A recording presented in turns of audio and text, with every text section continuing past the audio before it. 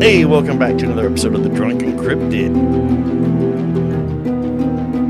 Was these two globes. I don't know how to describe them. And I stood up there and looked at them, and it's like, I just couldn't hold it anymore, and I was like, oh my gosh, I was a chupacabra. I was so excited. They were referring to Bigfoot.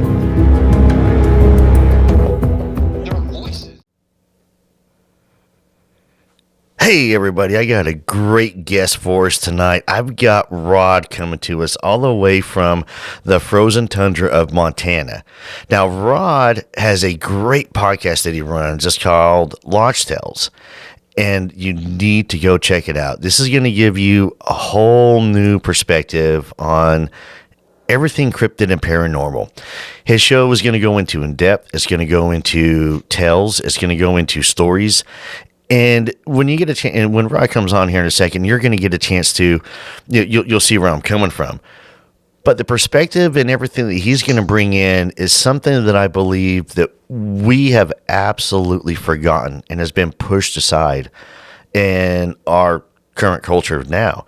History has a way of, erasing things that don't need to be erased. And, what Rod's doing is making sure that a lot of that is not being erased. And, using the podcast platform is helping with that.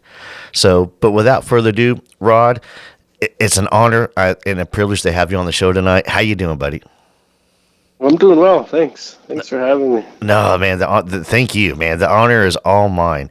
And why don't you tell everybody a little bit about you and then a little bit about your show, and we'll jump right into it. How's that sound? Sounds good. All right, so I'll just introduce myself in my way.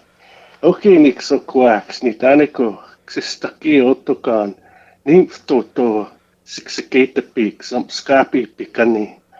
So my name is Rod, and I'm from the Blackfeet tribe in Montana. Specifically the Southern Piikani Band. That's us there. And just like to say hello to all my friends and relatives out there. And I run a podcast, like you said, it's called Lodge Tales, and we speak about everything from paranormal to cryptids, even to the UFO stuff. So all of these are coming from Native Americans or indigenous people in general. Like we've got a lot of the contents from my tribe, and then there's some from Alaska, there's some from the Southern Indians. I even got a Cherokee guy on there who told us some stories at one point. So there's kind of a variety of different tribes and different perspectives and stories that we have on the show. So they're just interviews like we're doing here with these different folks that we have on, and they share their experiences. But we can't help but delve into a little bit of the culture, so we share a lot of the culture on there as well. And tonight we're going to be talking about the Imoyitapi, or the Bigfoot, and we're going to be talking about Boksitapiks, or the little people. And that's why we're here tonight. No, I'm excited. I am. I got my notepad in front of me, ready to be educated, and I'm going to be having a ton of questions when we get done. The little people definitely fascinates me. And I think the little people, because they're in every culture, not, all over the world. Same as, Sasquatch. So I think it's one of these, type of cryptids that do get looked over a lot at times. And I think that probably the little people are more, they're more, prevalent, more active around us than we realize. Yeah, I agree. So let's go. Yeah. Oh, go ahead. Gonna say, so let's start with this Bigfoot. Are you ready? I'm ready. All right, so let me preface what I'm going to be talking about so you can kind of understand how I see things. Now, how we see the world in my tribe is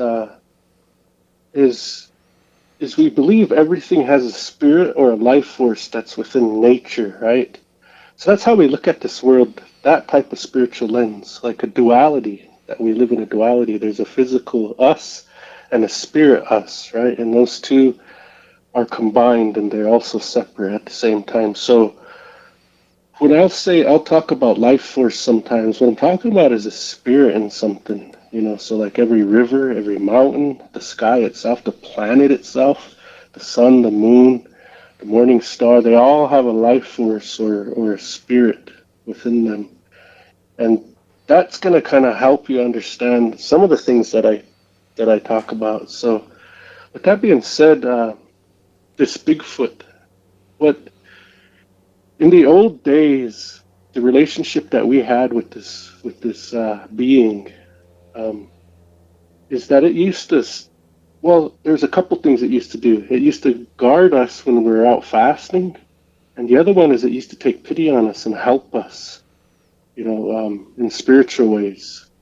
And there's really not too many stories of them interacting, per se with us, like, bringing us food or things like that. There's not too many stories like that I know of. But the bigger No. stories are the ones where they protect us and where they give us medicine, basically. Okay, so when they would go out and fast, you have to remember that in them days you were surrounded by enemies, and there was all sorts of dangers surrounding you. Be it the wildlife or humans, was the danger you're in. So you're always more safe within your tribe, within your people, and surrounded by all them. And so when you went out to fast, you went all the way out by yourself. You didn't have a weapon. You had like a robe, a pipe probably, and a tobacco, some smudge, and then like a flint knife for sparks to make a fire. And that's all you had. So when we were out doing these things, my ancestors were, they say that Emoyitepi used to protect us. If there was any enemies showing up, they would push them off. If there was any, wolves or black bears or mountain lions, whatever, they would push them away too, and they would let you fast in peace. And then when that was done, you could go about your way, right? And that's kind of how they did that. Well, as far as the medicine is concerned, so I said we live in this duality, and that duality applies to this Bigfoot. So there could be a spirit Bigfoot, there could be a physical Bigfoot, right? Like, so I guess you can think of it as there are even ghosts that are Bigfoot ghosts. And so a lot of times these spirits, they would help certain people, not just our tribe, other tribes as well. They would help us, and they would give us medicine. They would give us gifts. When I talk about medicine, I'm talking about the things that other people call miracles. So they would give us these gifts to do things, right? To do certain things, and it could be healing. It could be a number of things. Medicine is a whole bunch of things. So, for instance, uh, a war medicine, right? Say you had a war medicine. It might be as simple as being able to call in a storm when you're going to go steal horses from another group. You'll call in this storm, maybe a bunch of fog to mask your approach. Get what you need to do, and then you leave, and then all of a sudden, a big hailstorm hits right after you and suppresses them as you're getting out of there. That would be a type of war medicine, or even having a shirt that was given to you by the spirits. They showed you how to sing the songs that go along with that shirt, and they showed you how to make it. And with those shirts, like the ones everybody knows, is Geronimo. Well, part of Geronimo's war medicine was he had a war shirt to where you couldn't shoot him. Bullets didn't work on him. They wouldn't harm him. And we've had those shirts too. Those types of war shirts. So that's a type of medicine. You look at that war shirt, there might be a hole in the front and an exit hole in the back, but there's nothing wrong with you. And so that's what I'm saying. Medicine is like what other people call miracles, but it's given to you by those spirits. And so there's a lot of life force involved with that type of stuff. Now, do I understand it all? No. I just have a very basic layman's understanding of how it works because I don't have medicine myself, right? Like I don't have the ability to sing songs and do things like they used to do, or some even do today. So I need to make that clear. And So these are the things that this Bigfoot would do with our people, right? So when a story about kind of like today, modern times, one of my friends was up in this place called Chief Mountain. It's on the Blackfeet Res, and it's really sacred to us. Not a lot of people are allowed to go there. You're not allowed. You'll get run off of there if you try to show up and snoop around in these certain areas like that. Well, as they were coming off of there, there was a sweat that they had up there. They went up there and they had a sweat. And he was walking down, and my friend must have been about 15, 16 at the time. And all these other men were older than him. But they were walking down, and he was the last one. These guys were leading the way out.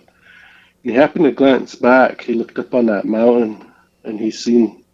We used to kind of tease him over it because he said, "Yeah, I seen that Bigfoot up there, and he was waving at us. He's waving." And he said, I told the other ones, I says, "Hey, look at that. You guys see that?" And he kind of pointed out and directed them where to look. And those old guys looked up there and they said, "Oh, yeah, yeah." And just put their heads back down and kept walking and got out of there. And I didn't make no big deal out of it. And because they realized that they were happy to see them up there doing things like that, right? They were happy, so that they were waving at them as they left, as a goodbye. See you later kind of type thing. So that's kind of how that was taken. That's how my friend told it. He said that was the kind of the feel of that moment, and the takeaway from that was that they were just happy. And see, our elders tell us not to go seek these things out, these Bigfoot. Our elders will tell us to leave them alone. If you see one in one area, you go the opposite way and you let it be. You don't bother them. If they want to interact with you, they'll interact with you. But in general, you leave them alone. You don't fool with them. You give them their distance. You give them their respect. Because if they wanted to live with us, geez, we'd have them as neighbors. You're living in a house next door. But that's not what they want. That's we just respect them and leave them alone. But that's not to say Western influence hasn't touched certain natives. There's certain natives that go out and they actually actively Bigfoot hunt, right? So there's some of that involved too. But in the traditional way, that's how they're looked at. They're looked at to be respected and to be left alone. And so this medicine aspect that they have with us. Okay, so one of my friends, it's on my podcast. He tells the story himself. So look around on the podcast for Arlen Potts on episodes with him, and he tells the story himself. But his brother was married outside of our tribe. He married one of those Shoban natives, Shoshone Bannocks from Idaho, and their res is called the Fort Hall Reservation. Well, that's where he was at. And again, he went to a sweat lodge, and the guy that was leading it, of course, was Shoban and stuff, and he just showed up to participate in the sweat. It was like his in-laws, kind of brought him there, so he was just sweating with them. It's not uncommon that when we go to different tribes, we'll partake in their ceremonies too. And so that's what he was doing, just going in and sweating with them. And as they were sitting in there, at one point, the lodge covers got ripped off of that sweat lodge. And everybody was surprised. They looked and they were like, "What the heck is this?" And they said there's this humanoid figure that kind of looked like a caveman. They said its features were all messed up and distorted. They didn't look right. And it was mocking them. "What are you guys doing in here? This don't work. Look at you guys. You just look foolish." Things like that. And they were all scared because they realized immediately that it was a bad spirit that was messing with them. And for something like that to be able to get into a sweat lodge and do that had to be pretty powerful, because those bad ones, they're like barriered off. Sweat lodges are really holy, like nothing negative can get around them. So for something like that to come in, I understand why they were scared. I'd be scared too. Because they realize how powerful that thing is, whatever it was. Well, the man leading the sweat starts praying, does something, sitting there praying. And all of a sudden they hear these giant footsteps coming. Do, do, do, do. And that thing gets picked up It gets picked up. They see a big arm wrap around it and pick it up, and it's yelling and it's bleeding and it's screaming and it's mad. Let me down, let me down, let me down. You know, what are you doing? Let me down. And they're all watching through that hole. They all see it because it pulled some of those coverings off, and they're all watching it.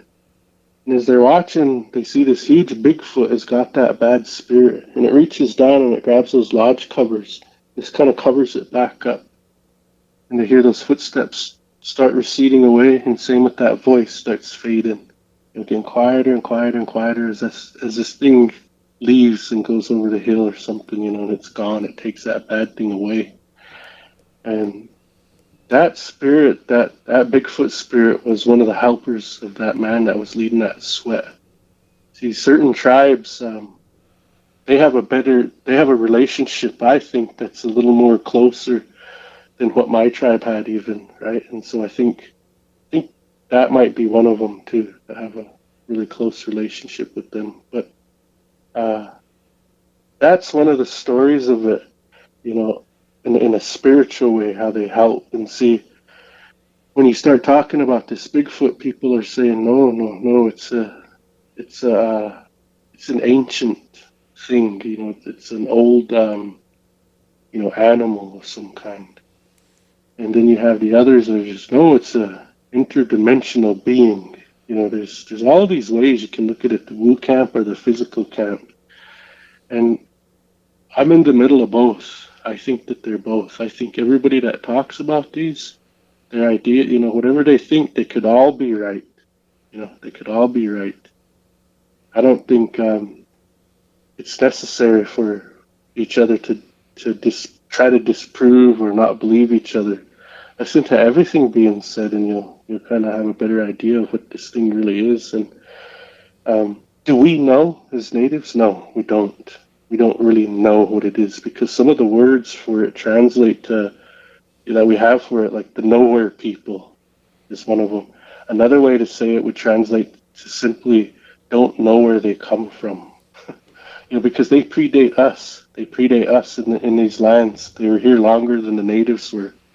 And we really don't know exactly what they are, other than the certain relationships and certain things that we've had interactions with them. So that's kind of as far as we know about them. But think about these things that have happened that you hear in certain stories, right? Like, say, a guy has a sighting, say by a lake 40 miles away from his house. He's really scared. He gets in his car and he drives home. As he's pulling up into his driveway, say he lives in a wooded area, he's pulling up into his driveway on the tree next to his house. That Bigfoot standing there watching him as he's coming up to his house. How did it get there that fast? When you're tracking it and all of a sudden the footprints disappear. There's nowhere they're at. You stop in that one spot and you start making like a circular scanning area out to like 50 yards wide, 100 yards wide. There are no more tracks. There's just none. There's none. How does that happen? There's no trees around. They couldn't have jumped into trees. How? Right? So all of these questions like that, or some people even say they see them coming out of portals, this, that, and the other. So when we look at that, I've talked about this with some of my friends from my tribe, and we think they have medicine too. Right? We think they have that because these types of medicine are some of the same types of medicine that we've had, just got in different ways. There was different ways that it come about. One that comes to mind for me all the time is a man called Suncalf, and he was up north, up in Canada. Well, excuse me. He the medicine he got, he was able to travel really fast. He was able to go invisible, like where you just couldn't see him anymore. He was able to open any lock that you wanted.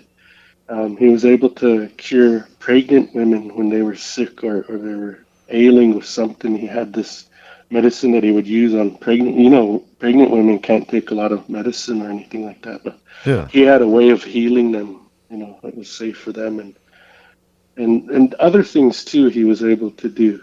And he got his medicine because he had gotten a fight with his dad, and he hit his dad. And this was like, I want to say in the early 1900s, I want to say.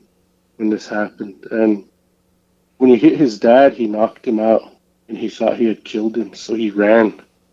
And the mounted police were called to the scene and everything, and they start looking for him. Well, he hid in a death lodge. A death lodge is like, say, in the winter when the ground is too hard, you can't bury anybody. They'll just pile them in these lodges and wait for the ground to get soft, and then they'll take them out, and then they'll have burials for him. So it's kind of like how they used to. That's one of death lodges. But he crawled in one of those, and for some reason, this death lodge already had, it was just all skeletons, remains in there like that. So when he crawled in, he crawled under a lot of those hides that were in there too, and he hid under them. And those mounted police were looking for him. They couldn't find him because he was way in there. And they even looked in that lodge. They couldn't find him. And he was so scared, he just laid there. And he fell asleep that night. And he woke up because he could hear people talking. And they were saying wicked things. They were debating, should we kill him? Yeah, let's kill him. All right, then. All right, well, I'm going to kill him right now. Another would say. Another would say, no, it's not. It's not kill him. Yeah, let's kill him. It's like there were a bunch of voices just talking about him like that. He was frightened, but he was more frightened to leave there because he thought he was, going to go to jail for life or something because he thought he had murdered his dad. And so he stayed there, and finally, after a couple more nights, he got sick of it. And he said, well, if you're going to kill me, then just kill me. I don't care. Just do what you're going to do, then just do away with me. I ain't afraid of this. I don't care anymore. And so that's when one of them spoke up. See, he's here for our help. We're not going to kill him. Instead, we're gonna teach him some things. We're going to take pity on him. We'll give him these gifts. And that's what they did. And what was interesting about that was the gift that he got to be able to open locks came from a spirit that had hair on his face, a beard, it was a white man spirit. It wasn't a native spirit, it was a white man that gave him the ability to open locks. And how he did it, and how he showed him how to do it.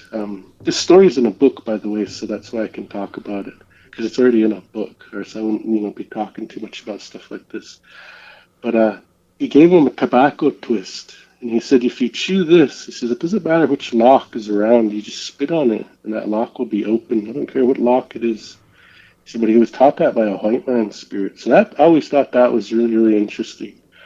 And the other ones showed him, each one gave him a gift that was in there. And another gift was, when you're being chased or when you don't want to be seen, do this, and you'll be able to, people won't be able to see you. You'll go out of sight, but you'll still be standing there.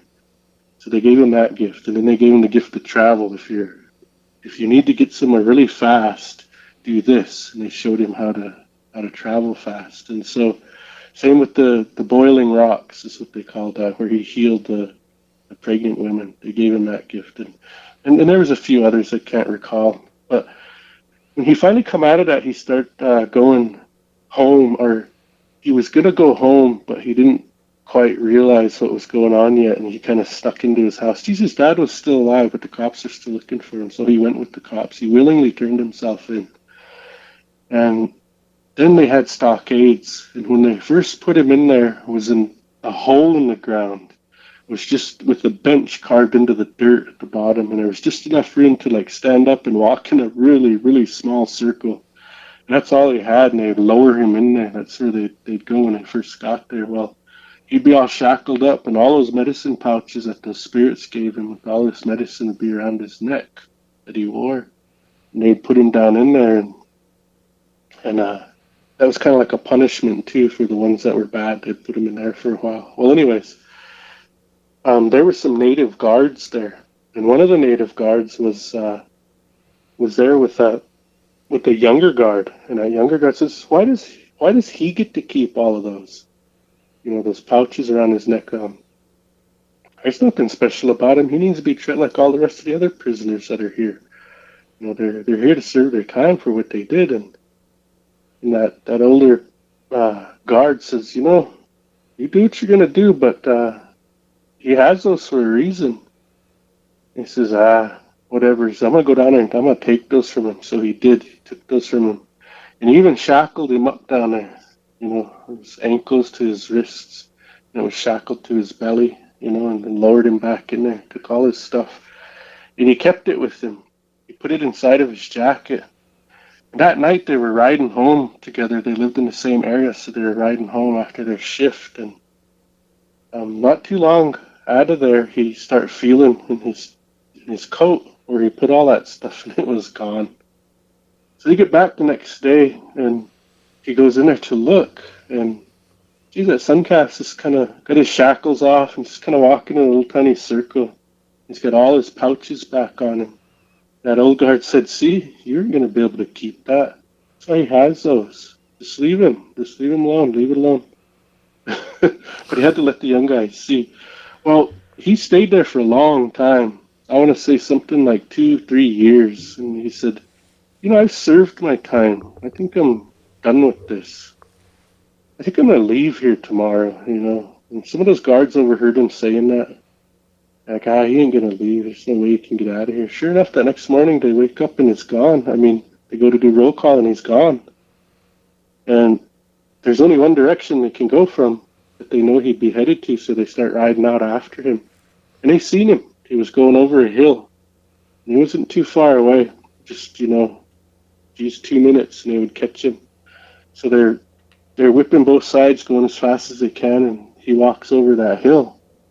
Well, when they get up on that hill and they're getting ready to charge the other side and grab him, all the way across that valley where the next hill is at is already just going over that by the time they got there. So see, this is what I'm talking about. This is the type of medicine that's around, that that exists. And so in his final days, when he finally got done with all of this legal trouble he was in, he ended up living with the Cree tribe. He married somebody from the Cree tribe, and he ended up doctoring those people for a long time. Stayed with them until the end of his days.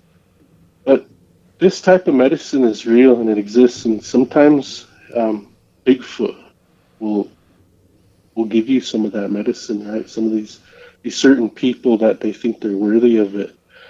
And you have to be a humble person. You have to, be brave, humble, all these things they'll test you for it. So that's what that is with that medicine, and why I think, and why some of my buddies and I that are around, grew up in these traditional ways, think that that Bigfoot has medicine like that. You have any questions so far? I have a ton of questions so far. All Holy right. cow. Wow. Okay. All right. So your tribe believes, they'll guard you when you're out fasting. And Mm-hmm. is there a particular kind of like, has anybody tried to explain why they'll protect you guys while you're out fasting and such? Well, the suspicion is that they like to see us doing those things, like to see us using our spirituality, because we think that they're in tune with it too. Because everything, in nature's got that life force, and when you're out in nature, you realize it more. You realize that there's spirit and everything out there. Everything's got a spirit. So, and they live out in that constantly. So we believe, actually, we just kind of theorize. We think that they, are more in tune with that, and they're probably more better at it even than we are. So that's, and we just think they appreciate a lot of the when they see people doing things like that. We think they appreciate it, because when a native will say, who are you in their native tongue, they will always say, it always translates to the real people. That's what it'll always come back to when you ask them, who are you in their language, it'll always be translated as the real people. That meant living in tune, living in balance with the earth and with everything here. We're a part of everything, and we fit in certain ways. And to live like that means you're a real person. So when they see real people, I think it makes them happy, right? So I think they appreciate that, and they'll help protect it. Wow. Yeah. Makes sense to me. All right. You also mentioned Bigfoot ghosts. And so, and kind of one of the jokes out there is, how come we don't have ghosts of like dinosaurs or stuff like that? So when you mentioned Bigfoot ghosts, I was like, okay. So when you guys are saying Bigfoot ghosts, so you mentioned like the spirit. Yeah. Yeah, not necessarily a ghost per se, what people today would perceive as a ghost, but an actual, the spirit of Sasquatch. Well, the physical body of that Sasquatch passed away, but that spirit's still here roaming around. How cool is that? Yeah. No, that's super cool. And then you were talking about singing the songs as well, and which is, vibrations, harmonizing and sync. And there's a lot of theories out there with music and vocalizations and, certain frequencies of vibrations and such, to where it can be harmonization. It can conjure, throughout history. And so, when you were talking about, singing the songs, it was, I wrote it down and tying it into like vibrations. And since you said you didn't know, the songs, and I was curious, I mean, so does every tribe have somebody that does sing the songs and they pass this down and it's taught, person to person?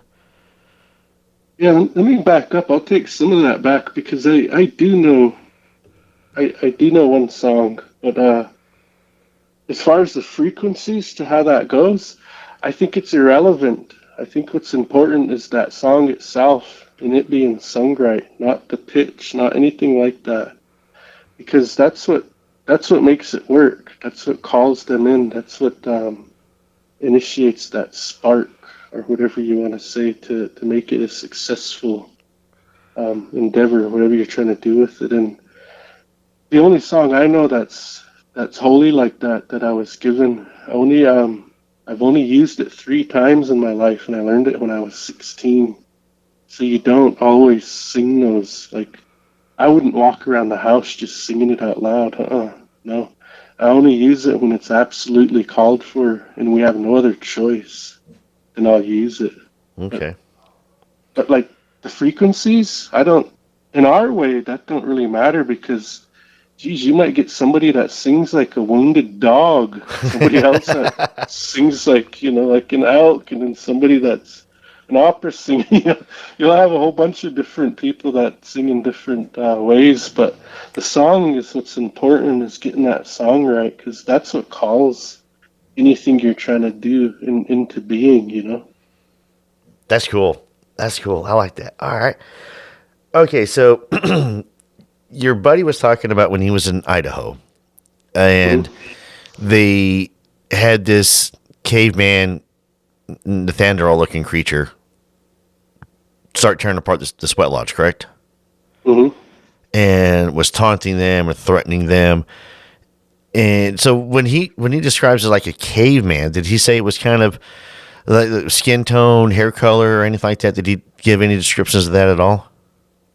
Other than a caveman, that's it. That's the only description I got. Was he said it looked like a caveman. So, distorted features. It must have had a thick brow, whatever. But it was obviously something really negative and bad. And because those spirits, they can affect our physical world, right? Yeah. So the impression I got was that they all realized that was a bad spirit. It wasn't something physical, but it was affecting them in physical ways. Like, it was talking, it was taunting them, it was ripping that lodge cover off, so it was having effects like that. But the impression I got was it was a spirit doing that, a really bad one. Yeah, I'm not gonna lie, that would have scared me. No, yeah. Yeah. Let's be honest. I was oh man, excuse me. So I think it's really neat though. So you said the guy that was running the sweat lodge, he was in tune with the Sasquatch spirit, and that's what helped save him, correct? Yeah, he called on it to come and help them get rid of that bad. Because I got one more here in a second, but before I get to that one, so what I find fascinating is like, how your tribe's perception of Sasquatch, and then you hear other accounts from other tribes, throughout the country, to where they're fearful of them. They'll kidnap their females. They'll, you know what I mean? Mm-hmm. So I didn't know whether your tribe had anything associated with that, because the way you're describing Sasquatch, I mean, that's pretty much how I view Sasquatch, and that's what he is. And as you said as well, that they're happy to see, people being out there doing what they're supposed to be doing spiritually. And if you look at a lot of encounters that people have out there with Sasquatch, on my culture side, is they are out there camping. They're having a good time. They have a fire going. They're visiting. And that's where a lot of encounters are at. And I wonder, with you saying, they're, watching and protecting, and it makes them happy. I'm curious whether or not, when we're doing it, our way per se, is they're not, I don't know, to a point, happy to see us out there enjoying it as well. Because I know that the people who do have these encounters, they're not the people that, well, I've never gone camping before, so this will be my first time going camping. These are the people who love the woods. They respect nature, and they're out there enjoying it, and they're teaching it, and they're passing it on. And maybe their energies that they're putting out are these, happy energies, and maybe Sasquatch picks up on that and is just kind of watching them. Yeah, I think there's some of that going on there. They like I think the more old-fashioned you are in your ways, the more they kind of appreciate that, right? That's what I think myself. But as far as, Sasquatch, there's stories of it doing horrible things to people and to animals. And then there's other stories of it helping people even that are sick, There's a wide range of instances where it's happened that we could perceive as good or bad. That all falls into the balance. So the old ways and our way is all about balance and transformation. They're all about those two things. Everything is in balance, right? Or supposed to be. And part of that balance, how we look at it and how we understand it, is if you have something really good, well, you're going to have the opposite at some point. There's also going to be something that exists that's really bad, and everything in between. So they're part of that balance too. You'll have the good ones, you'll have the bad ones, right? Right. Just kind of how it goes is how I look at it. Yeah, same thing. I don't look at, kind of like dogs. There's people say there's certain dog breeds that are more vicious than others, and I don't look at it that way. I think you're going to have a good dog and you're going to have a bad dog. And I'm more afraid of a Chihuahua, be honest with you, than I am of a Doberman or a Pit Bull. Yeah, those little ankle biters. I know, they're mean, right? Yeah. So, and that's what I tell everybody. The same thing is, to a point when it comes to Sasquatch, and it's been a theory of mine as well, and apparently we share the same one, is you're going to have the good and the bad. You're going to have the cranky and the ornery. You don't know, I don't know what mood he woke up in that morning, so don't know what kind of attitude he's going to give us for that day. And on Sasquatch part. But one last thing real quick before we keep going on, because I want to cover some of the stories here in a second of Sasquatch. So the guy that you were just talking about who received the gifts, the medicines, when he received the medicines, and the one to get out of locks, he was described as kind of being a guy with a beard, like a Caucasian guy. He was actually described as looking like a trapper, an old trapper trader type guy. Yeah. Was there any description of the color of the hair or anything? It's brown. If I remember right, it was brown. Just brown. Okay, I was thinking it was red. Because I know there's numerous accounts of natives here that did battle and trade with giants. Mm-hmm. So that's why I was curious if this was potentially maybe, the spirit of a giant that was maybe helping them out or something. That's why I was curious about the red hair on that one. But it's kind of fascinating that it would be a trapper, the European, trapper that would be part of that. So maybe he adopted, when he came over, adopted the ways and was adopted in maybe. Well, see, those spirits, they can, it don't matter where they come from. If they want to give you a gift, they can give you a gift. You know, it's really not. We always try to categorize things and put everything into its own place. They're not like that. They they're not like that at all. Spirits, they're kind of like, I guess I'd say, individuals. They're all unique in their own way. You know, like even say you have water spirits, say you have sweet peas or something. You might have there's many of them too, right? So in that there'll be a balance. You might have the bad ones, you might have the good ones, and so we're always trying to put them into this. You know, all little people, all water people do this and do that. No, they don't. They're all they'll do anything they want. You know, there's just a big mixture of all of it. They're like us, like I'm saying. They're like us. We come in all different shapes and sizes, right? It's kind Yeah. of the same with that. Mhm. Yeah, I mean, and you're right. It's, and well, you said the same thing. Is that we don't know. They can do what they want. We don't know. We don't know at all, and the study of it and the delving into it and the respect for them. I know that when I go do my investigations, I'm not knocking on trees. I'm not doing anything like that at all. I'm going out there just to see it, not to capture it or kill it or anything of the sort. And I love being in the woods. I absolutely love it. Hence why I chose the profession in the military that I chose. And then I couldn't be behind a desk. I have to be out there, and I still love being outside. And it drives my kids nuts because they're like, "And Daddy's outside again." Yeah, I love it. And like the snowstorm that we had a fire going pretty much through the whole entire snowstorm. It was great. Yeah, I'm sitting out there by the fire, and I got, it's snowing. I'm like, this is great. So, but I love it. And, with these beings out there, it's a world that, it's like I got told, I got asked one time, why do I believe in this stuff? And as I says, I don't want to live in a world where they don't.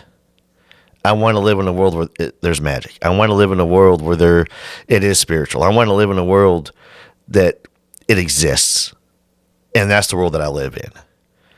You can live in your own world, but I know the reality of it. And that's from going all over the world and experiencing the world in itself, and not just, the 50 miles from my house. You know what I mean? Mm-hmm. So it's important, and I love the fact that, that's why I wanted you to, I want to go back to that, when they were protecting while you guys are out fasting, and how they wanted to, they enjoyed, and even mentioned to where the sweat lodge up on top, and they, Sasquatch was waving. And the elders were like, yeah, he's happy to see us, and they went about their business. And that respect right there is I love it. I love it. Yeah, it's amazing some of the things you'll hear about this. I mean, I'm with you. I'm curious about him, but at the same time, I really respect it. I mean, I personally wouldn't go out Bigfoot hunting for my sole purpose of looking for him. I wouldn't do that. If I was at a ceremony and he showed up and I noticed him, like, wow, there he is. Oh, I'm gonna offer him some tobacco. That's probably all I'd do. But so if we can continue, I'll tell you a few more stories about this. Okay, so this story comes from my wife's grandpa. He passed in, I want to say 2006 or somewhere around in there, 2007 somewhere. But he would tell this story to them, to his family, to his grandkids, his kids, and the story goes like this. There's this place back home. I don't want to say where it's at, not this place. I don't want to say where it is, but so, I mean, it's just too holy. There's too much that happened there. Like, there's too much significance to this place to where I really don't want to give it up. But in this area, these Blackfeet, they found this little shallow portal to a cave. It was just a small entrance. It wasn't very tall. It was pretty shallow, and so the only way they were able to get in there because they were curious. This area was used by a number of different tribes in our region where if they were having holy doings there, they wouldn't really be bothered like the other tribes, kind of like a neutral area. The other, we wouldn't go in there and bother them if they were having something there. They wouldn't bother us if we were doing something there or whatever. And so during one of those times, these Blackfeet seen that cave and they go into it. They crawl in on their bellies and it kind of opens up. And there was like a natural type chimney in the ceiling too, because there was like a hole with light that was shining in. And they could see somewhat, here and there. Well, toward the back of this one room that they came into, this main area, I guess I would say, they seen this huge skeleton with its back propped up against the wall. And it was clutching what we call a medicine bundle. It was clutching it. And a medicine bundle is basically a group of, how would I say it? I would say it as it's a group of gifts from the Creator. But it's a bunch of them, different things that together they make up one powerful medicine all together. They all work together. There's a purpose for everything in there. And it's all the gifts from the Creator within that bundle. And so he was carrying one of these. I mean, he was holding one of these, whatever that was in the back. And as they got closer, they start looking. They realized it was a Sasquatch. It was the remains of a Sasquatch clutching a medicine bundle. And that story always really fascinated me when I first heard it, because that's the other place where I say Bigfoot has medicine, because in our stories, we have a story of it actually having medicine, like physically having a medicine bundle. That it was given, that was it. It belonged to it. So that's one of them. And another story to kind of, in my mind, illustrate some of this medicine that they'd use is like this. So one of my friends was a firefighter, a wildland firefighter. And in the 80s, he was fighting fire again down in Idaho. And that fire was pretty big. It ravaged a lot of forest down there. Well, they were off the mountains, camped kind of down low, I guess, by this community, this town somewhere. And I could get the where it's at, exactly where this took place, but I'd have to look back in my notes. But this town where they had their base camp set up, they would fight fire in the evening, and they were just coming off, and they were at their base camp. He said they had been out there for a couple of weeks, I want to say, and they were just making a trip back to the base camp and, showering. They had their bivouac set up, their areas where they sleep, and they were coming back. And he was one of the last ones to be coming back from the showers, and they're going back to their camps. And he stops because he's seen a deer. He's seen this deer run out of kind of like by where those mountains are. I guess there was some big floodlights by some buildings, and then there's their camps. There's like a big RV to one side of them with these big floodlights kind of further back than where they were camped. And so in one of these areas where the floodlights were, that's what caught his attention. He's seen this deer come out.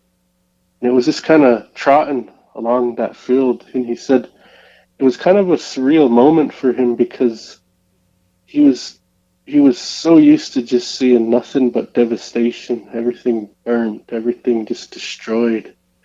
And to see this one life make it out of there and trot across the front of him, he was really happy to see that. It said it kind of, touched him in a way. It made him happy. Well, that deer had headed out past that RV that was on the other side of them, and he looks back over because he sees something else. And at this point, this man, he didn't believe in Bigfoot, Sasquatch, nothing like that. He never believed it. He didn't. I mean, he's been told those stories his whole life, but he's like, I don't believe it. One of them, skeptic. Well, what he said he's seen, now describe it as he described it, is this thing and it was down, crouched down, but its nose was in the air and it was crouched down similar to the way a human would crouch down on one knee, just taking a knee and hands down in the ground, and its nose is in the air and it's sniffing. He says that's what he's seen, and it started walking, kind of crouched, and he said he thinks it was following that deer. Maybe it was after that deer, he thought. Well, at one point it stops again, and it gets down because he realizes that my friend's seen it. It's been spotted, so it gets down.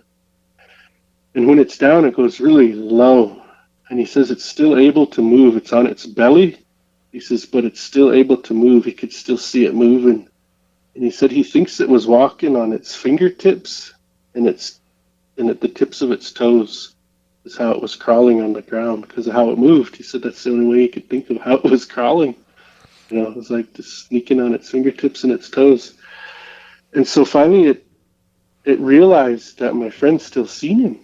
He was still able to see him, and he was staring right at it. So it stopped, and it got up, and it stood all the way up. He said it was huge. It was massive. He said it must have been about 10 feet tall. He said it was huge. He said he couldn't believe what he was seeing. So all of those stories that everybody tells, really, it's real. There it is. It's like staring at it. And it starts walking toward him, and it's kind of like, he said it kind of looks mad or like annoyed or something, but it's walking toward him. Then it stops. At this point, when it starts walking toward him, it must have been about 100 yards away from him. It stops. He says it gets down on all fours again, and he says it kind of makes this little weird movement, and all of a sudden, he could see ears poke out of the top of its head, sharp ears, like a wolf. And then all of a sudden, he sees its legs. They look like dog legs in the back, rear legs. Then he sees a tail. And he said, all of a sudden, I'm looking at the biggest wolf I have ever seen in my life, and it's walking toward me. He said, I'm staring at this. I can't believe I just seen something turn into a wolf. I don't understand what's happening, and it's walking toward me. Then it stops again, and it's, a little bit closer. Must have been about 50 yards at this point. And then he says it stops, makes these really funny movements again. He says, and, that snout that it even grew kind of went back. I seen its ears round off. I seen a huge hump come out of its back, and its structure changed again. And so all of a sudden, I'm looking at the biggest bear I've ever seen in my life. And it's coming toward me. He says, at this point, I think I'm going to die. Like, that's it. I'm a goner. But I was so scared. I was just standing there frozen. And finally, he says, it gets to within 10 feet of me. And it stops walking on all fours, and it stands up. He says, and just like that, it turns right back into that Bigfoot. He says, at this point, he says, I knew it. I just kind of accepted it, that I'm gone. It's going to kill me right here. He says, but still, even though it was that close to me and as scared as I was, I wouldn't look it in the eye. He says, I was scared that, maybe it thought if I look it in the eye that I'm challenging it and it's going to, take that as aggression and just pop my head off or something. He was talking like that about it. He said, I don't care anymore, but I'm going to get the best look at it that I can. So he looks at it up to its chest, and he sees it's all full of hair. Like, not fur, hair. It's got hair all over it. And at that point, he starts yelling. He starts yelling after he kind of got a good look at it. Hey, because it's still like 10 yards from him. It's not right up in his face. It stopped about 10 yards from him.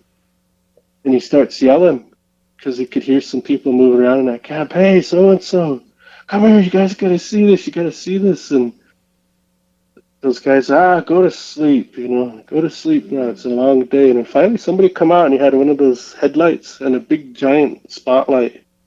He come out with that stuff. Look at this. And they had that. As soon as that thing seen that spotlight and that guy come out, that Bigfoot ran. It ran, and they were able to see it. There was a handful of witnesses that watched that big thing run. and it ran all the way over to that RV. And there were, by then there was about 5 of them that were all watching it run. The rest of them didn't come out of their camps. And when it went behind that RV, it stopped, and it was peeking over at them, like over the top of that RV. It was looking at them for a split second. I don't know about how long. It must have been a few seconds, because it looked at them, and then it ducked out, and it was gone.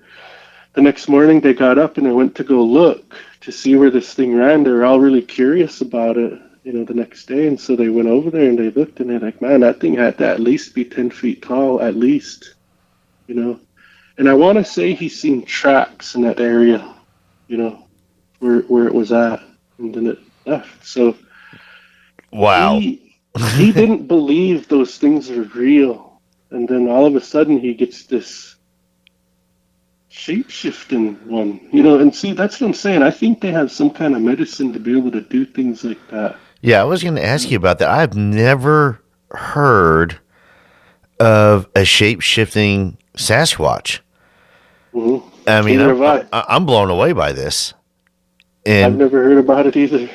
And, maybe they do have some medicine that can do this. Yeah.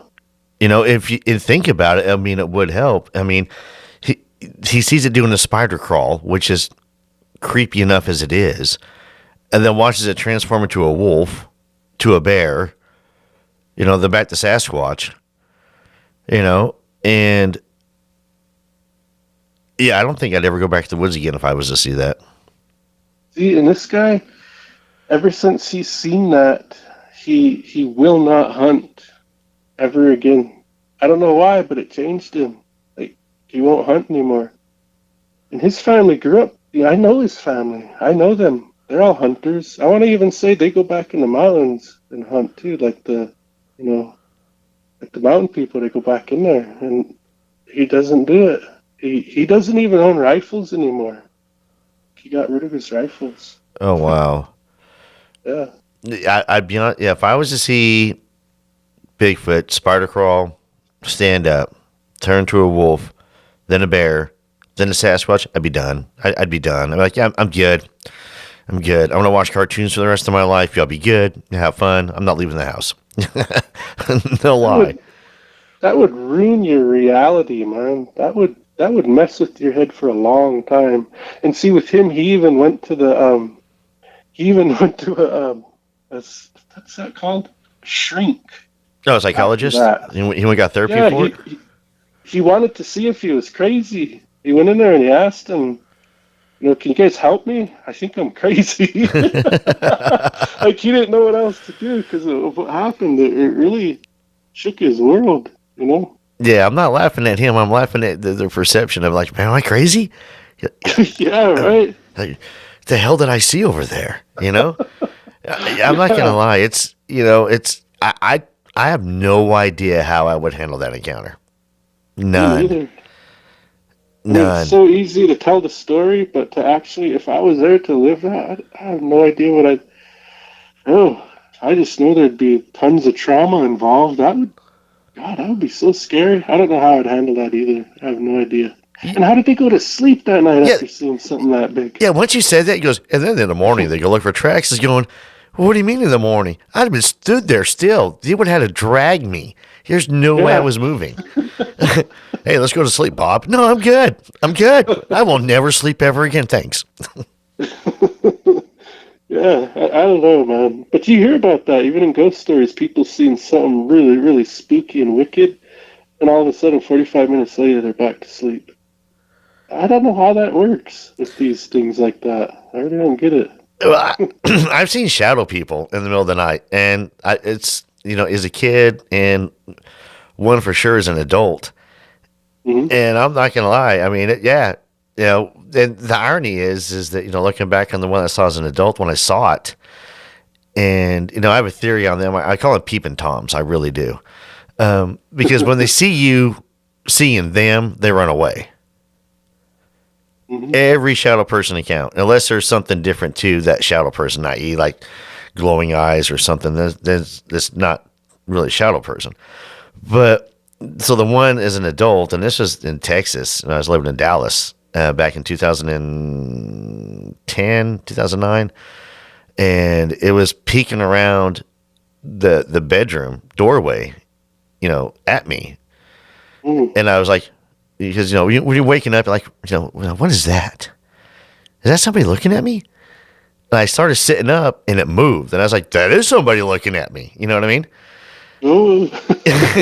And I jumped out of bed, and nothing. There was nothing in the house or anything. And I was like, okay, that was creepy. And ironic enough, I did. I went back to sleep probably about 15 minutes later. Yeah. Yep. Yeah. But maybe because when that happens, the trauma, it's like, it's the brain has to shut down. Like, okay, you're done. Go sleep. Go to sleep. The brain has to rest. And that's the way maybe, mentally processing trauma. But man, your buddy, holy cow. I don't think I would ever sleep ever again without a rifle. I mean, and it would be a really big rifle. And lots of rifles. If anybody wants to hear his story, his name is Wade Running Crane. And look for that name. I usually title my guests by their name on my podcast. So look for Wade Running Crane. That's the guy, and you can hear him tell it for himself. Okay, that's on your show. Awesome. So everybody, go check out Lodge Tales and listen to Wade, his story. Listen to it, because I'm going to. It's crazy. It's a crazy story. Do you have any other squatchy stories for us, or you want to move on to little people? What you want to do? Yeah.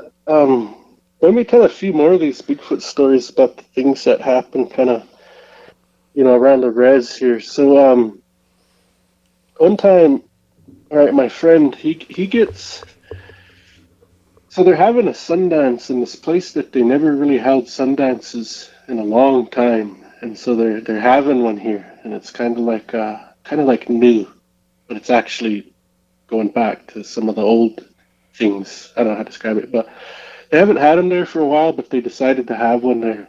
And when they were having the Sundance at night, people kept going to the Sundance man, the leader of it all, and saying, "Hey, there's a Bigfoot around here. It's bothering around people. It's." I don't know if it's curious or what it's doing, but it's scaring people. It keeps coming around. People keep seeing it. And so the old man takes my friend aside, and he at the time is 16 years old. He's 16 when this happens. And he, of course, he was sitting there when he got wind of it, and they were hearing it too, hearing it holler around and stuff. And so he tasks my buddy, he's like my brother. We grew up together, and he tasks him. He says, "Here, take this sweetgrass and go out and bless the whole camp. Go around the whole camp on the outside of it and bless the whole thing, and ask that spirit, that Bigfoot, to take pity on us and to leave us alone and quit scaring people." And so he does. He takes that sweetgrass, and he said, "Man, it was one of the toughest things I ever had to do in my life. Walking out there in the darkness, knowing that thing's around and probably just watching me." He says, "But it took all the focus I had in my body at the time, and I got it done." I come back to him, and I told him, "All right, it's done." And he said it was grueling to do that. It was so terrifying because it was dark and it was out there. And so he goes back in, doesn't run into it, doesn't see it, nothing like that. But when he's done doing that, it never comes back. It never bothers them the rest of the Sundance. It just totally leaves the encampment alone. So see, that's what I'm saying. There's something spiritual about this thing. There's something there with that. Yeah, I was going to ask you why do they think it was messing with the Sundance? Because it was, hollering, knocking things around, making noise, looking at people, and they would see it and it would duck off. It was scaring people. So that's why they wanted it away from there. It was just because it was there. But for the reason it was there, I have no idea, other than it was probably just curious. And it realized after, my friend was offering it prayers and stuff that, "Wait, man, I probably messed up here. I better just go." Kind of like, "Oh man, I wasn't invited to the party." Yeah. Well, I mean, at the same time, too, I think of that story and I'm like, what? Sweetgrass can chase off a Bigfoot? Nice. There's a bad one around, man. I'm gonna bust out my sweetgrass. I'll get rid of it. Staying right where it's at. Yeah, you ain't tearing apart my dogs. No, it's really funny to hear that you mentioned the dog part, and it's like the relation that Sasquatch has with canines. And it makes you wonder, and because I don't want to get us into a dog man episode, but to where they go after dogs for some reason, and they tear them apart, and I do wonder if maybe there is some sort of maybe a battle per se, and I'm using my fingers in parentheses when I say the word battle between Sasquatch and Dogman. But yeah, there's always accounts of these people's dogs are always getting just torn apart. Well, in our way, the wolves are the chief of predators. They're the chief of all predators in our way. So, I mean, that might have something to do with it. In nature, there might be, because dogs don't like. I mean, wolves don't. They won't stand for coyotes being around either. Might be something like that. Just a natural, kind of thing going on there. Natural rivalry of some sort. Who knows? Yeah, like I have a theory on like the X's that everybody sees out, in the woods. And my theory on that is they're not everywhere all the time wherever there are Sasquatch sightings at. But digging into it, I found out, especially in our research area that we're in, that we're dealing with another potential cryptid, and I think that the X's are warnings. The Sasquatch does put up against other creatures / cryptids. Yeah. You know what I mean? Like, hey, this is mine, go away. Boundary markers or something. Yeah, because I don't think they fight other tribes, and I don't think that they're GPS markers because, let's do the math. I mean, they know the woods better than you or I will ever possibly even begin to understand the woods. They know the trees. They know where to go. They know the woods, so they're not going to get lost. And there's no reason for them to have trail markers put up. So my theory on it that I'm running with right now is they are barriers. They are warnings put up that you can't come here. This is ours. Well, even our tribe had those. We have those barriers are still there. They're boundary markers on all four corners of our traditional territory. They're still there. And some people go and actually, make, I guess, like mini pilgrimages just to go see them and stuff. They're still there. We even had those. So I think you're right with that. That'd be really cool to go see. I know. I haven't seen them. I'd like to go see them. My wife's aunt, she knows where they're at, and I'd like to go see them. That would be pretty interesting. That would be. I'm not going to lie. If I come to Montana, I'm going to hook up. I can link up with you. I come to Montana. I think we'd have a good time. Cool. Mm-hmm. So, like, this other story I have, I got probably about two more I can share with you. I have more. I really do, but just to kind of keep things rolling here. So I never seen this Bigfoot, right? But in this area where I was at, where I grew up at, and where I eventually lived for a summer when I was older with my wife, we stayed at my grandpa's old house before my uncle inherited it and moved into it. So anyways, the Medicine Valley, it's kind of like the lower parts of floodplain where the river's at and stuff, and it's where all the trees are, and then you kind of come up higher and it's kind of like hills and stuff like that. And it's about maybe 20 miles from the Rocky Mountains, kind of out. Anyways, so when I had just got out of the military, I got myself a Mini 14, because I liked the cartridge in it and stuff, and I was used to it. And it was a little carbine, right? And so I'm snooping and pooping out in the brush, and I'm looking for signs of deer.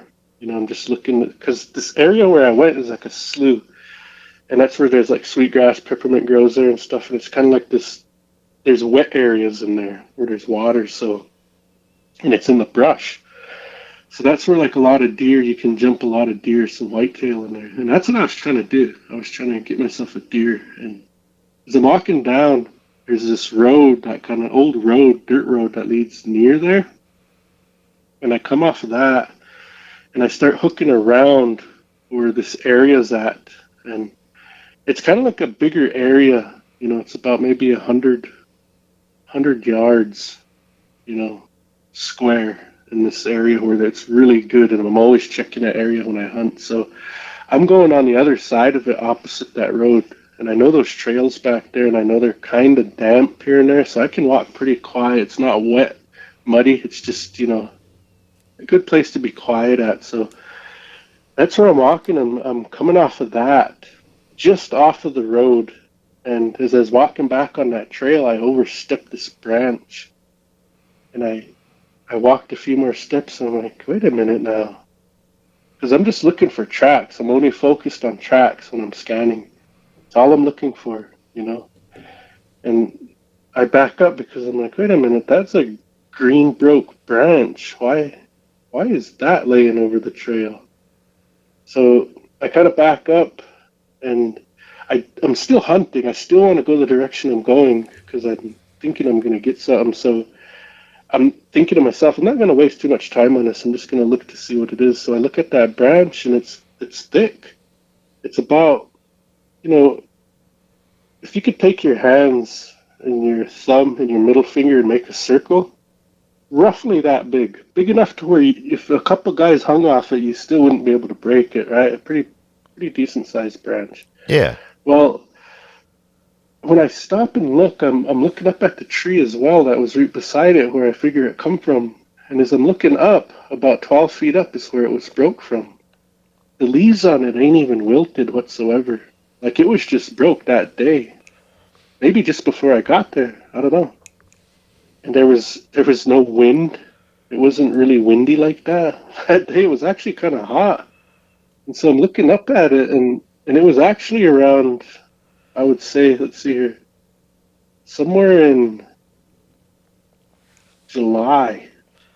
And, it's our land. We don't really need a permit down there to hunt, Well, a lot of people do it year round. It's funny, but you don't overdo it. You don't just constantly be out there trying to get some, only when you need the meat, and we needed it at the time. And so I'm down there doing that, right? But as I look up, I see it's broke there, no wind. I can't figure out why it's broke, and I'm just staring at it.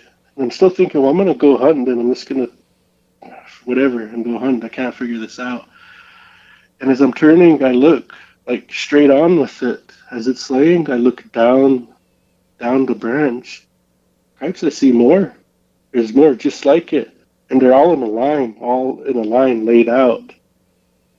Thinking, what the hell is this? At that point, I'm like, you know what? I don't care if I get anything, man. I just slung my rifle, and I look at the other side of it, going the opposite direction. Geez, and there's another 2-3 branches on the other side of the road that leads up this hill. That's where they stop. And I'm like, what the hell is this? Okay, so I follow it into the brush, and by then I take my rifle back off because it was just too weird. And I start walking into the brush with it, and I'm looking at them, and I'm looking up at each tree where I could see something broke these. And so I started getting more curious because my neighbor has horses. Sometimes he messes around, and maybe he roped a branch, like maybe he got a new horse and he was just down there riding him, but I didn't see no horse tracks. I don't know why I was thinking that. I thought, well, maybe he just was roping those branches and he dallied up and he was just testing his horse. He's pulling branches off. I was grasping for straws, and there's no marks on these branches anywhere, none. So I still couldn't figure it out. So I'm just walking, following them. All of a sudden I realize I'm kind of just focused on the branches, but I realize I'm getting into this area that's really narrow. Like my rifle would be useless in there, even that little carbine. And I start, red flags start going off, spidey senses. This is an ambush area, man. This is like an ambush area. This is an ambush area. This kept going through my mind, and I got scared. Something's wrong here. So I start backing out. By then I have my rifle up, and everywhere I look, that front sight post goes. I'm that scared, right? Yeah. And I'm backing out, and I'm backing out, and I'm backing out. And I get back far enough, I'm like, all right, wait a minute now. What the hell is going on here? All of a sudden I realize that there's no sound. There's no sound whatsoever. And you can kind of hear the river from there. Shit, I couldn't even hear that river. It's almost like kind of realizing that you're you know, like when you're in a plane and you get that air pressure in your ears, but for a split second before you pop it, it kind of gets muffled, like you're hearing. Yeah. It's kind of like that. And so I back up and I'm thinking, what the piss is going on here? Like what? Like I can't even hear anything. Birds, nothing. Like I don't hear anything, not even bugs. And I start getting worried about that because you know when it gets quiet, you know that I was thinking there's a bad spirit around. I didn't know what else to think. Like there's something really bad here right now. And you know I start backing up and then I start thinking, what the heck's my gun gonna do against this spirit? And I thought to myself, well, wait a minute. What if there's a predator down here of some kind? And my nephews are at that river just right over there swimming every day. You know, it's my duty to try and clear this area to make sure there ain't nothing down here that's going to harm my family. And so I try to skirt kind of clockwise around it, and it was too thick. All that buckbrush back there and those rosehip thorns, it was just too thick. So naturally barriered off. I couldn't approach from that side, so I swing back around. This whole area where it got narrow, where those trees are, it's like a whole thing. It's like a whole feature here in our terrain feature. And so I'm going around this way, counterclockwise around it. And I get all the way as far as I could go on one direction, and I stop. And then I'm thinking, there's nothing in here. There's nothing. But I couldn't really tell because I couldn't get all the way into that thickness, and I wasn't going through that area where it kind of like led me or whatever the hell that was that led, you know, those branches. I wasn't going to go that way. So I was thinking to myself, well, I'm just going to go back out from here and keep an eye on it. I'll check on it every day. Like there, for all I know, there might be a wounded wolf in there or something, you know, because I couldn't understand why everything was so damn quiet. But I also couldn't understand why my ears felt like they needed to be popped, but they weren't. It wasn't like that. So as I'm coming back, going out the way I came in, I noticed this trail. And it was the strangest thing. I mean, I've never seen a trail like this before. It was round. The trail led in a circle. So like you're only able to see this trail that led into that really thick brush only from like about a foot. At the perfect angle can you see this trail. It was hidden. Like a hidden trail. And I'm thinking that I grew up here now. I knew every trail like I know the back of my hand. I knew everything, every inch of that territory there. And I couldn't figure out how the hell cows don't make trails like that. Deer don't make trails like that. You know, not even beaver. Nothing makes a trail like this. How is this? So I get my rifle back up and I start walking on that trail, and that's when I'm thinking, this is round. Then I start thinking, is there somebody living here? Like they don't want to be caught? It better not be a non-native here trying to, you know, I don't know, be weird out here. So I start walking and I'm following it around, and finally as it almost double backs to where I started, it kind of leads in a circle. It leads to this really dark, thick area of buckbrush, like willows and just different trees, just really, really thick. And there's this like, I don't know how else to describe it, but like an entrance or a threshold of some kind. And it's so dark I can't see back in there. Because as I'm looking at it, I'm facing south. That's exactly where the sun is, so it must be about noon at this time. Because the sun is just making it really dark because it's shining over it and I can't see in it. And there's no way I'm going to go in there and I still can't hear. Like I can hear, don't get me wrong, but everything's quiet there. Like I'm scared. I'm really scared doing all this, but the only way I'm able to stay brave is I'm thinking about my nephews. And so I go a couple steps to it. Like when I first seen it, I stopped and I took in the whole scene. I'm like, what the hell is this?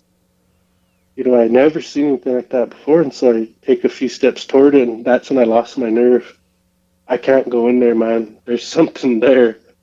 So I back out of that, go back out the way I went, and I leave all the way back to that road. I don't even hunt no more. I just walked home, scratching my head, thinking, what the piss was that?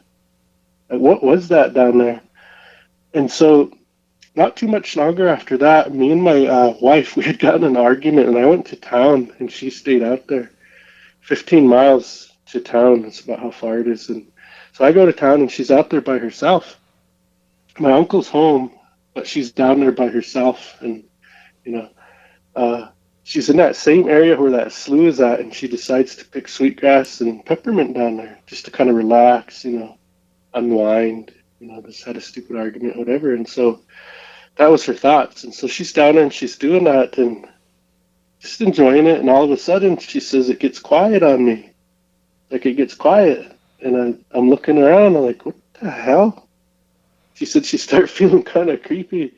And through that quietness, she hears the trees rustling, but up high. She's like, what is that? She can hear like the leaves, brushing against each other, like rustling. And so she looks up.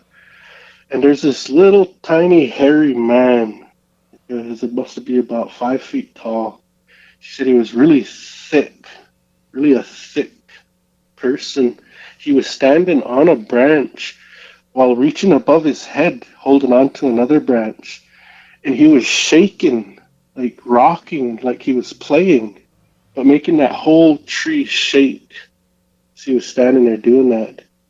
And she said she looked at him, she's staring at him, and I asked her, what did it look like? She said, like a man, maybe apish too. I said, well, did it look like an ape or did it look like a man? She said, no, definitely like a man, but kind of like weird. It had hair all over it. And she said, and I stared at it, and when I was looking at it, it looked down at me. It looked right in my eyes, and it stopped shaking that branch and was staring at me. And it kind of tilted his head to the side a little bit, like like how a dog does when they're curious about something. Yeah. She said it did that, and she says when it did that, she's like, I got scared. She said because I felt like it was like trying to decide, do I or do I not? Something like that. Like it was deciding if it should come after her or not. And so she was kind of freaked out by that.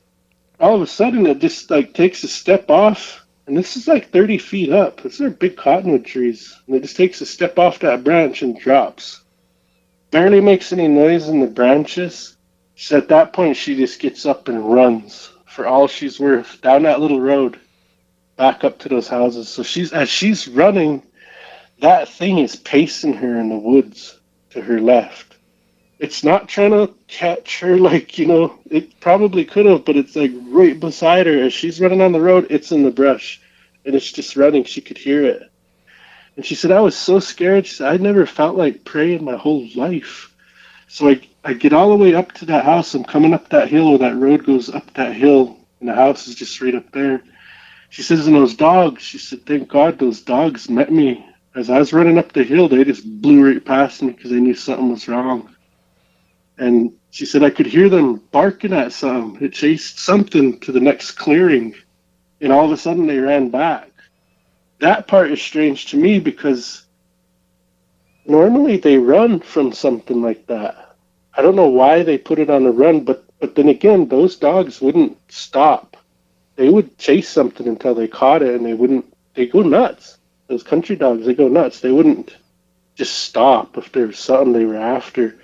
But they stopped right after that second clearing, and they ran back. So really, the distance that they ran was probably about 150 yards before they came back. No, they would chase something all the way down until they caught it, especially porcupines, those damn dogs. Yeah, they would not stop until they caught it. So those dogs running back, just knowing that those crick dogs ran back, it's like, what the hell, man? And she said that's what she's seeing. And what's funny about that is she didn't tell me about that until a long time after it happened, because it was so shocking to her, so crazy, and she didn't want to feel crazy or even think about it, But then I told her, well, hey, that same, I had something strange in that same area happen, and I can't explain it, what that was, what happened down there. But those two stories kind of lined up because it was in the same area, and the thing that's the same is it got quiet. In the same area, and then it got quiet. I don't know how the hell it gets quiet. What are they just scared of? But then how does the river get quiet too? I don't understand that part. Neither does my wife. That still to this day puzzles me. Like, how? Anyways, I don't understand the river part at all. mm-mm. But I know the fear you're talking about. My encounter at Fort Hood in 2002, with it getting silent and quiet and going into the woods to chase this thing or things at the time. And I got about 10, 15 feet into the woods and just knew I wasn't supposed to be there. You know what I mean? Yeah. Spidey senses were screaming at me for me to back out. So when you're telling that, I was right there with you with that fear. I'll tell you that right now. So I understand 100%. Yeah, but like I never seen anything, so I can't say I actually seen one, right? I just think I was around. If I'm to guess, and it's not that I'm being what is that? Were you prone to thinking it's this all the time? No, it's because my wife had something happen there that makes me think, maybe. And just down the river from there, we were fishing one day, and I was on these cliffs fishing off of them. My dad and his girlfriend walked down the brush. It would be upriver from there, but down off of that hill into the brush, out into where the river's shallow, and there was a lodged log in the middle of that river, big one too. And so they were gonna sit on it and soak their feet, well away from me, so they wouldn't bother the fishing. But all of a sudden, they came right back up and wanted to go to town. They didn't want to stay there no more, and they start coming up. Oh, I'll bring you in. It's like whatever, yeah, because I run out of grasshoppers anyways. I was gonna catch more, but no, yeah, we could go to town. No big deal. And so they start driving him back in to his house in town, and they start telling me, hey, this Rod, I seen a Bigfoot down there. I said, what? I was like, yeah, like I seen a Bigfoot down there. I seen at this time, I wasn't really into thinking about it that much. And I said, what? They're Bigfoot, really? He said, yeah. I said, well, what happened? He says, when we sat down on that log? I said, yeah. He said, as soon as I took my boots off, I looked up. And across there along that cliff wall, that's where it was standing. I said, well, what color was it? He said it was black. It was all black. He said it was standing there with its arms stretched out wide, and it was holding those cliffs like it was standing against a cliff, and it was just still and it wouldn't move. He says it was big. It was really big. So how big do you think it was? He says at least 9 feet, 10 feet, somewhere in there. So it was tall and it was big. It was wide. It was really big. And I said, so, my dad's one of those old school cowboys. I've only ever seen him cry once, and that's when his dad died. Once. He's one of those old school cowboys that don't lie. And so I'm listening to him say this, and I said, well, so you guys just got up and left? I said, did it move? Did it, do anything? Like, anything? I said, did it? I don't know. I just had a lot of questions for him, but he said, no, it did. Only thing that moved on it was its eyes, he said. He said, because when we got up to leave and we start walking back across there, I kept glancing at it and its eyes stayed on us. Like it didn't take its eyes off of me, he says, but it didn't move. Like it didn't move around. It was still. Like it didn't want to be seen. But it kept its eyes on me. And, and you seen us come up. We got back up that trail and I looked at his girlfriend. I said, is that right? And she just had this look like, I don't know how to say it, like so much fear that she didn't, she wanted to deny it. She wanted it to not be true because of how upset it made her. Like she didn't talk that whole time. Like she's always talking, still like my dad, they're back there always laughing, joking around and stuff, and it was different after that. That ride to town was really weird. It was quiet. It was like, what the hell happened here? Like, are you all right? And my dad looked at her, and by the time we got to town, he says, no, he says, I think she's in denial. In denial about it. But see, that happened just down the creek, too. So that's why I think I was close to something like that, even though I didn't see it. So I can't say I actually had an encounter. I can't. Honestly, I can't, but I think I was close to one. That's about all I could say. Yeah, that was with me at Fort Hood. I didn't see it, but it was there. You know what I mean? Yeah. I mean, it threw a rock at me, a big rock too. We're not talking like, marbles. We're talking like, bowling balls. Broke a log. And like I said, it was, a surreal encounter, and that fear is there. And you were armed, at least. I wasn't armed at all. And my guards, I was the SOG of the AHA site, and they were wanting to leave, crying to leave. So, I mean, it's, surreal encounter. Surreal. Man. Well, Rod, let me wrap this up before we jump into, we're going to make a part 2. Don't hang up. But we're going to do a part 2, and we're going to get to the little people, right? All right. All right, man. I appreciate it. So stay on. But everybody out there listening, thank you again for listening to another episode of the Drunken Cryptids. I know y'all got a ton of questions for Rod. And if you want answers, you need to go check out his podcast, Lodge Tales, on YouTube, all your streaming platforms. Definitely, I'm going to go listen to the Wade episode. I can tell you that right now.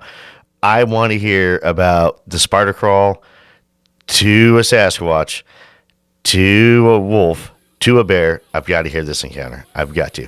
But thank you guys for listening. I appreciate it out there. If you've had an encounter and you want to come on the show, email me, drunkencryptids@gmail.com. And follow us on our social media platforms. Like and share us. The more you like us, the more you share us, the more we get more encounters for you. Until next time, y'all stay safe out there.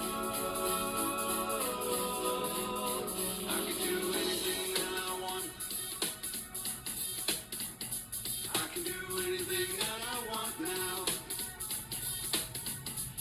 can do anything that